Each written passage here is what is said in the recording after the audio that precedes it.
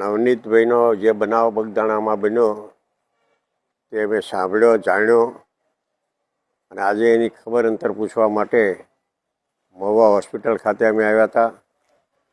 નવનીતભાઈ ઉપર જે બેરહેમીથી એમને માર મારવામાં આવ્યો છે, જાણવા મળ્યું છે કે આ કૃત્ય કરનાર માયાભાઈ આહિરના દીકરા એ કરાવ્યું છે.